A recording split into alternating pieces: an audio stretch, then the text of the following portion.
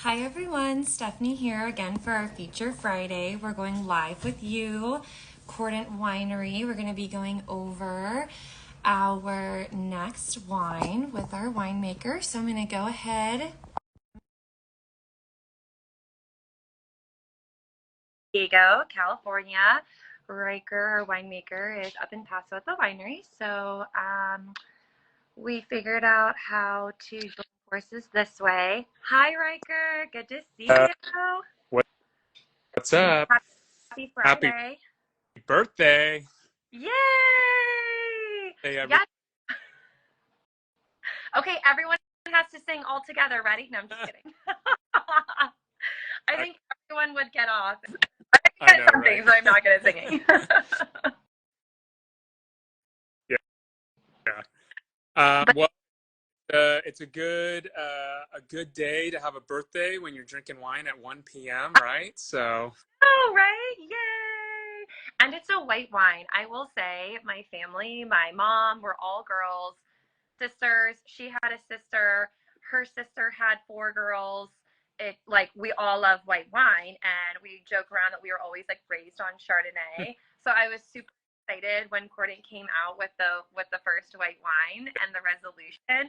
And I also just I love the name resolution because I feel like it feels like something new, right? You think of like a New Year's resolution or I don't know, something kind of like that where I'm like, oh wow, I really, really liked the name.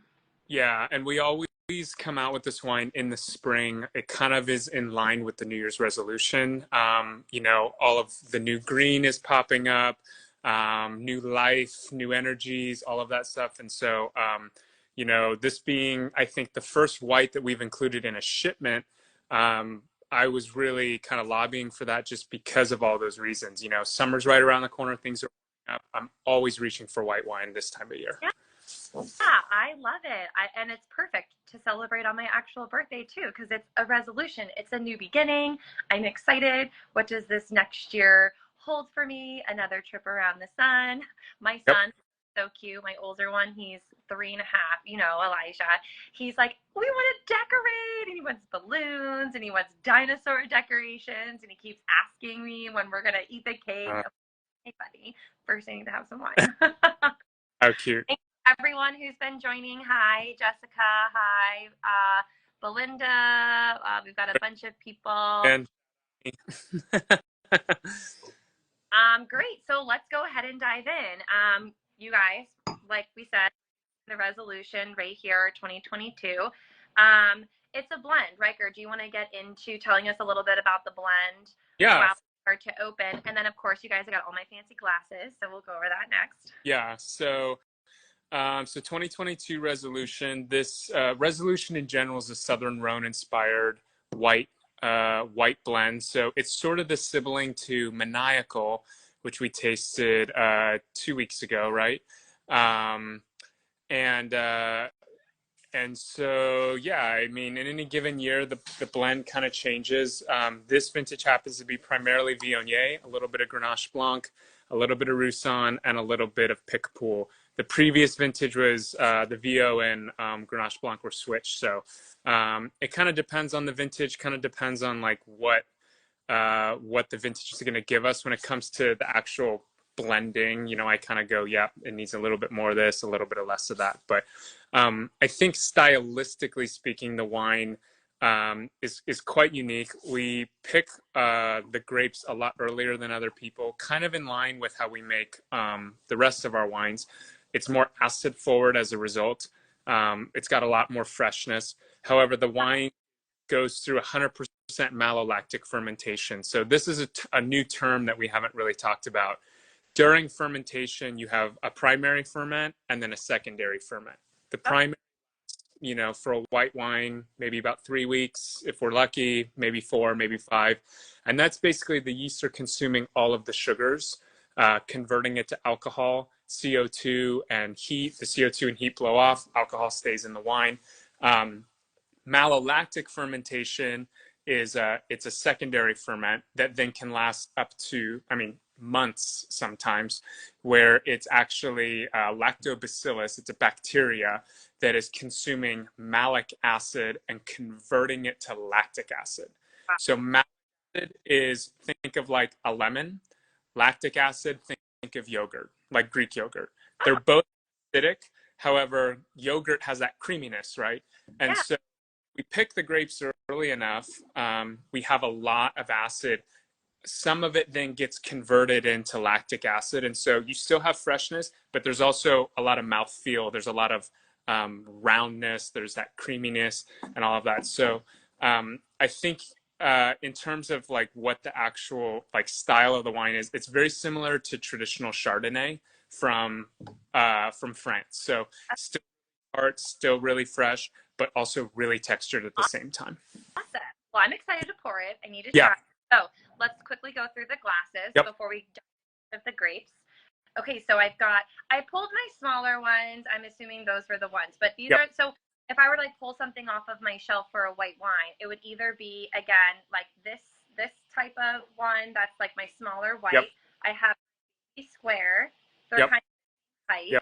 And then I also have this rounded one here that I love. And I love this one because you can see it's like a silver kind of brush finish. I love Crate and Barrel. Shout out to Crate and Barrel. So I love this wine as well, for this class as well. So out of the three of these, like which one would you kind of recommend? I kind of like that middle one, the long and tall one, or the one to, I think, your left. Yep, one of those two. Those are both great. Okay. I'm going to go with this one because it has the fancy silver, and I'm feeling fancy today. And what I say too is on a white wine, especially a white that's slightly chilled, I like doing very tiny little baby pours. So, okay. And so if I hold it up, like. Right. And then you put the bottle back in your ice bath or your, fridge or something like that. And it stays cold, and, you don't have to worry about it warming up in the glass too much. Oh, okay. So, look at me go. There you go. Look at guys. Okay, so tell me a little bit more about this wine. You said it has some of that creaminess in it. I love that about it. I still don't know a lot about the acid part of it, and what all that kind of means, but we can kind of dive into that. Hi, guys. Thank you for everyone who has been joining us. Hello, I'm waving to everyone. Welcome. We're going over the going over our resolution. It's also my birthday. Shout out to me. Haha. What we're going to be doing, though, as we're going through the wine, the first 5 people to DM us want to get an order to purchase the bottle, I'm going to give you guys my birthday discount and 20% off. So first 5 people to DM us to get some of the wine, you're going to get the birthday discount. Hey. Just send us a message if you'd like to get it. Anyways, okay, let's dive into it. Yep. So I guess what I'll do is I can kind of walk us through what each individual varietal is going to do to the wine, kind of how we put the blend together as a result. This wine, I guess I'll first also start out with saying that it's actually Paso Robles AVA. So even though it's a blend, technically our Cuvée series, the other ones are all technically Central Coast. This is the only Cuvée that we make that's 100% Paso Robles. The vineyards are on both what we consider the west side of Paso, so there's more limestone and clay over there, as well as east side, which there can be some sandstone and other interesting soil types.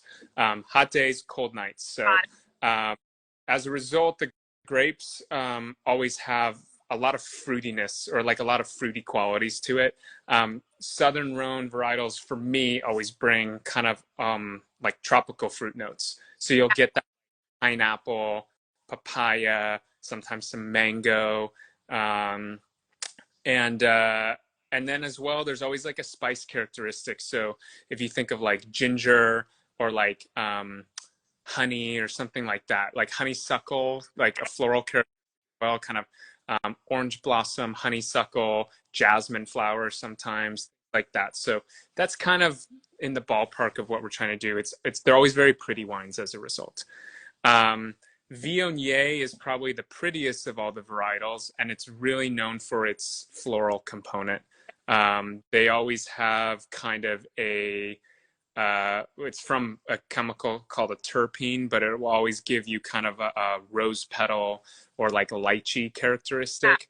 We don't quite as much of that here in Paso as you would in like Northern Rhone in like an area called Condrieu. Up there, it's like very like grandmother's purse almost. But uh, but the wine certainly has some of that. Grenache Blanc is always going to be the mineral component. It's got almost like a salty kind of saline thing going on. Lots of lemon, lots of sometimes even like you'll get like lime zest kind of a thing, and occasionally you'll get almost like a grapefruit pith kind of a characteristic. So again, I'm just throwing random words out there. They may or may not, you may or may not taste them. Roussanne is the fat. That's the oil. That's the mid palate of the wine. And so we tend to pick the Roussanne a little bit riper, and that gives you that really, really rounded mouthfeel. So Grenache Blanc is kind of front end of the palate. Roussanne is sort of in the middle.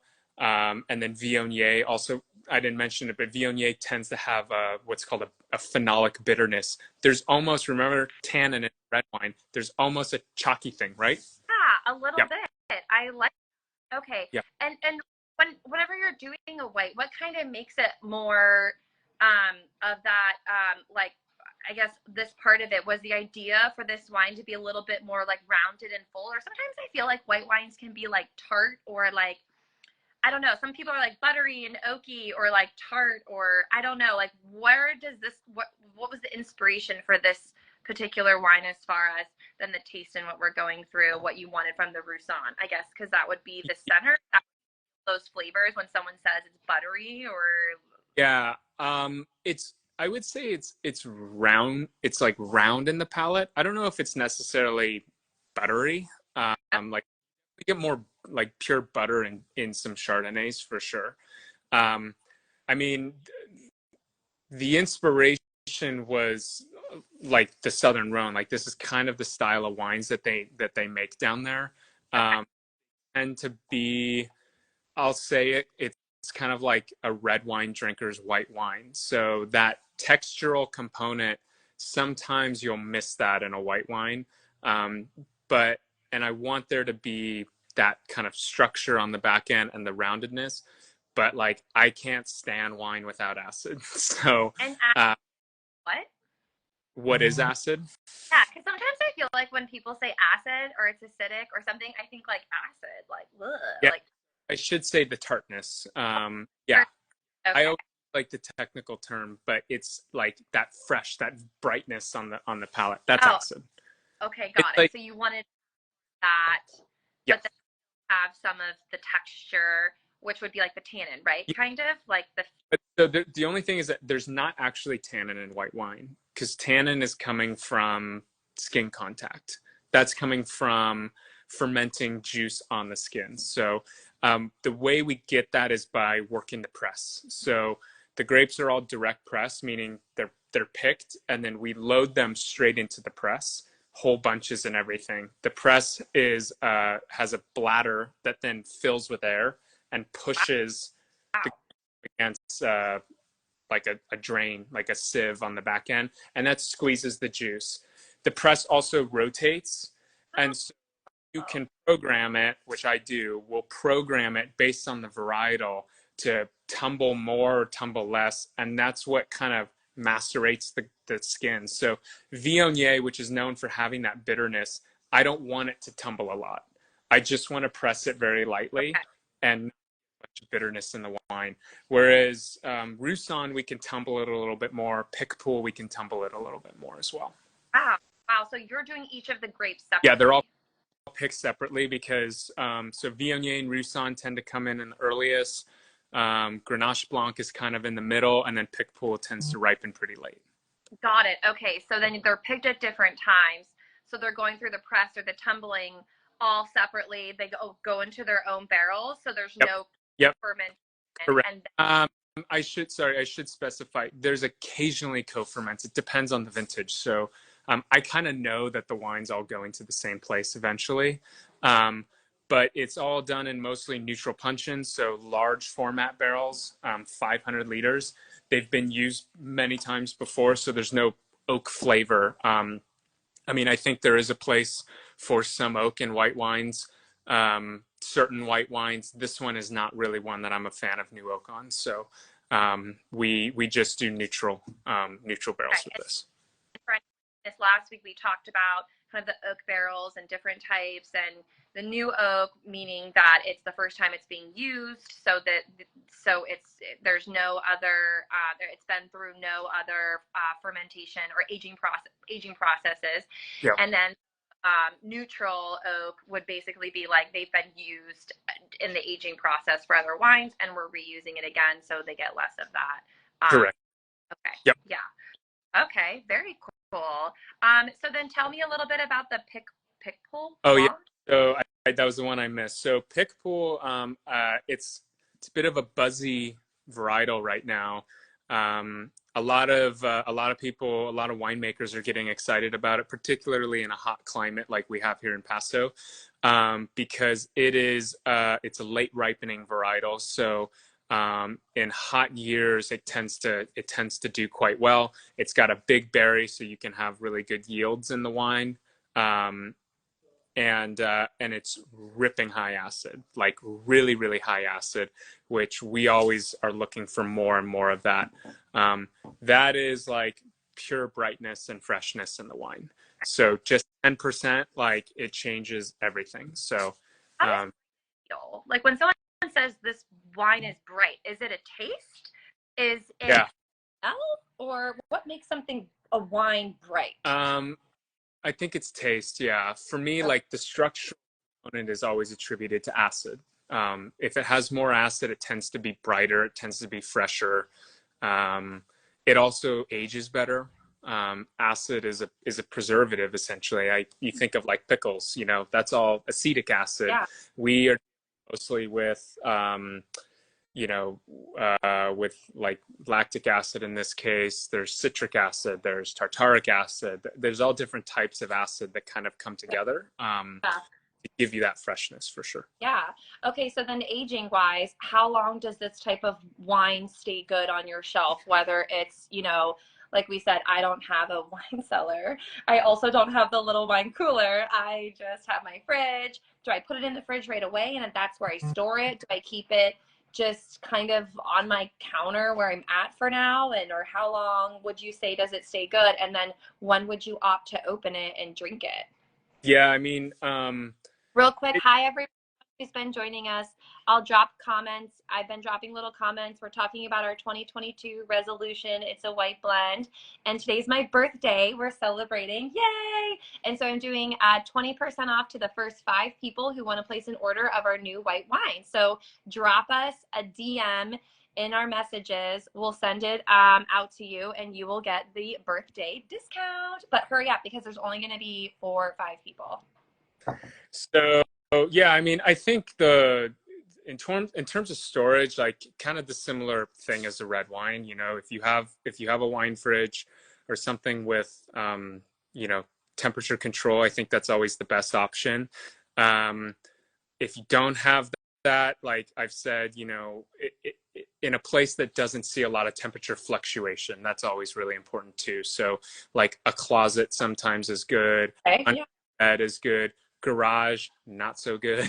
Oh, Garage fluctuate a lot of temperature wise, Okay. So it's really cold and in the summer it's really hot. So, you can kind of, the wine gets a little beat up that way.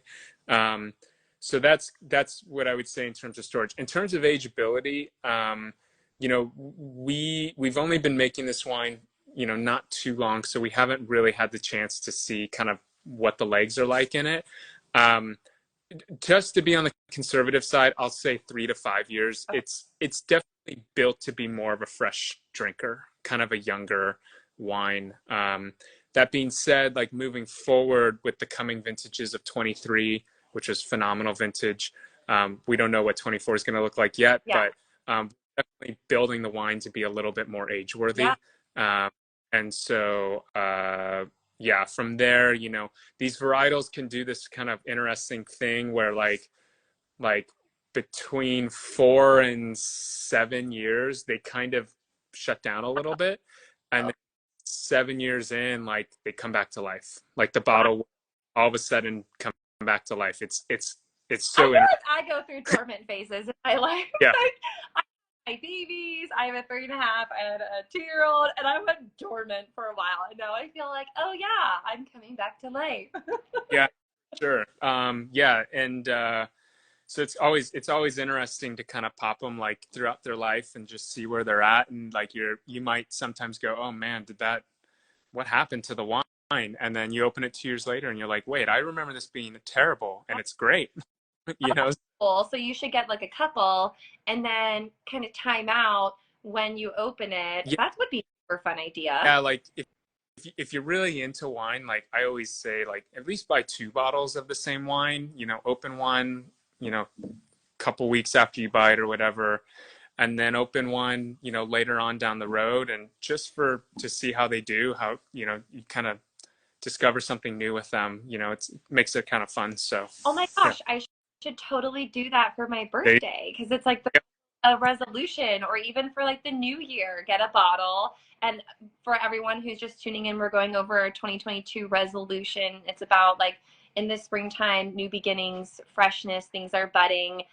So that would be super yeah, fun to kind of time it annually and grab two of the same vintage, but then try it the following year. And you can also do, what do they do? What's it called? Vertical, when yep, like we still have some of our 2021 left. yeah, So you could do a tasting as well. yep. And 2021 is phenomenal as well. So yeah, they're kind of interesting. I think on the 21 we flipped Grenache Blanc and Viognier. So I think predominantly the wine is Grenache, and then Viognier is the second Why did you most. tell me a little bit about why you made that change? It was just kind of what the wine was asking for. Um, you know, Very intuitive, right? doing Like a like it, position, yeah, wine, tell you what to do. yeah. We kind of tasting through and go, wow, that Viognier is really pulling this wine up in a lot of ways. Why don't we make that the dominant varietal? Because again, like these cuvee series wines, like we're trying to be true to the place, but because we're spanning so much like geographic distance from where we're getting the wines, um, we can also kind of dictate like the style more in these. We can kind of say, oh, I'm looking for more of that roundness, or I'm looking more of that freshness. This year, the Viognier happens to be giving it, versus last year, the Grenache Blanc happened to be giving it. So, yeah, we kind of can paint the picture a little bit differently. Yeah. So wait, so we've got four grapes, four varietals, right? Blended. How far are the winery, like, or the vineyards? How far up down the coast are we? Yeah, so this is actually, like I was saying, this is actually 100% Paso Robles. So we're not Okay. spreading out too much. In the future, we might go look at somewhere else. We also happen to make a Chardonnay that is Bien Nacido Chardonnay. So a few people will probably recognize that name. Awesome vineyard down in Santa Maria. So it's about an hour away from us here. Um, really cool climate, kind of sandstone soils, and it's a slightly different wine because it's a single varietal, but Chardonnay is just great. So and we try and make that in a very kind of old world Burgundian type method. So the wine's very different, but yeah, those are the two whites that Got we it. make. And then, so for this white, what would it be most similar to for people who are just joining? Hello, everyone. We're going over our 2022 resolution. It's a white blend. What would this taste be most similar to, or what were you trying to inspire it to be as the winemaker? Because I don't know wines that well. I know the basics of wines, right? You know, your Chardonnay, or you have your Pinot Grigio, or you have your Sauvignon. Thank you so much, Mr. Marketeer. You love our wines. We're so glad. Anyone who's joining, we're doing a birthday special. Today is my birthday. 5 people to DM us that they would like a bottle of the Resolution. You guys are going to get the birthday 20% discount, but we're only giving it out to 5 people. So you got to DM us right away. We're going to go and order first in, first 5 people. Okay, Riker. Oh, thank you. Thank you so much. Yes, I'm 21. Can you tell? Forever 21. Yeah, I think it's hard to kind of compare it to like other varietals that people really know. I guess in terms of like the wine making, it's probably most similar to Chardonnay. However, like if you had this next to our Chardonnay, they're drastically different wines. The texture and like the freshness and all of that would be kind of similar to Chardonnay compared to like other varietals that people know, like Pinot Grigio, Sauv Blanc. Like this doesn't really fit in those camps. Okay. So that's kind of what I tell people. However, I think when people do taste it, they always kind of go, wow, there's like, I totally get that tropical fruit note. Like you don't really get that in a lot of Chardonnays. Not No, overwhelming. Like I don't sit this and think, oh, it's like sweet or no, like fruity, even though you have some of that like tropical essence to it. yeah, Was that more kind of supposed to be like on the nose, or am yeah. I supposed to be that? Oh, It's kind of both. Yeah, like smell, like yeah, smell and flavors of wine kind of go hand in hand. it's it's still is the mid palate kind of creamy. Yeah, for sure. I totally get that. It's kind of that creamy, but then the finish, you get some of a little bit of like the chalkiness. That's Yeah, some of the texture that you're talking about. I love it. It tastes so good. yeah. And the main reason for that chalkiness, I mean, it's the varietal, but I like that in the wine because it makes it very food friendly. It pairs with so many different things. For I food. Southern, yeah, like Southern Rhone, like people always are thinking, Provence, and you kind of think about like what are the foods down there? It's like, you know, sardines and bouillabaisse and just lots of seafood, oysters, things like that. Like this wine is definitely built for that. Um, I love white wine and cheese though, especially Every yeah, recipe we've had, you're like cheese, it, cheese. You really like cheese. yeah, I do. Um, I mean, what's not to like? I really like this with like kind of a stinky cheese. So something like a Roquefort, or like a blue cheese, kind of Stilton even would like work with this. Something very strong, that it just kind of makes it fun. It changes it up a little bit. Yeah, Yeah. okay. And then for a dish, you're saying something like seafood Seafood, along this good. food line.